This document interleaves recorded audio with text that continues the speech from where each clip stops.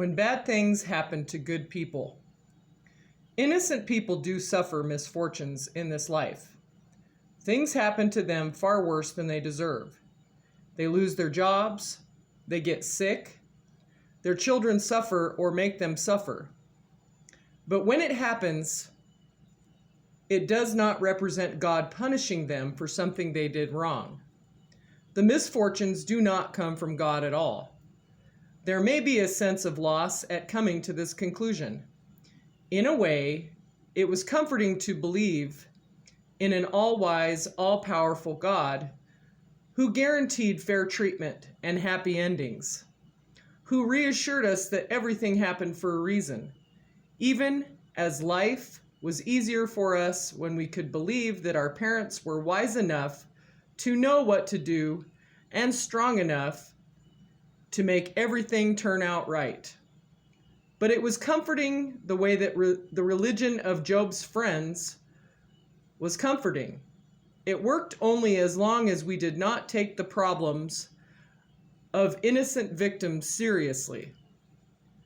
When we have met Job, when we have been Job, we cannot believe in that sort of God any longer without giving up our own right to feel angry, to feel that we have been treated badly by life. From that perspective, there ought to be a sense of relief in coming to the conclusion that God is not doing this to us. If God is a God of justice and not of power, then he can still be on our side when bad things happen to us. He can know that we are good and honest people who deserve better. Our misfortunes are none of his doing, and so we can turn to him for help.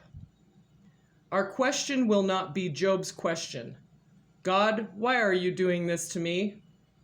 But rather, God, see what is happening to me? Can you help me?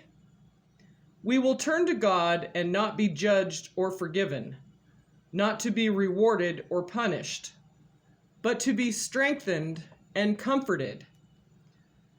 If we have grown up, as Job and his friends did, believing in an all-wise, all-powerful, all-knowing God, it will be hard for us, as it was hard for them, to change our way about our thinking about him, as it was hard for us when we were children to realize that our parents were not all-powerful, that a broken toy that had to be thrown out because they could not fix it is not because they didn't want to. But if we can bring ourselves to acknowledge that there are some things God does not control, many good things become possible. We will be able to turn to God for things he can do to help us instead of holding on to unrealistic expectations of him, which will never come about.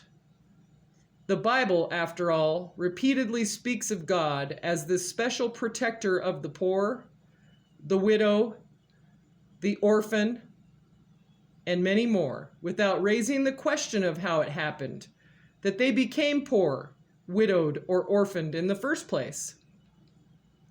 We can maintain our own self-respect and sense of goodness without having to feel that God has judged us and condemned us.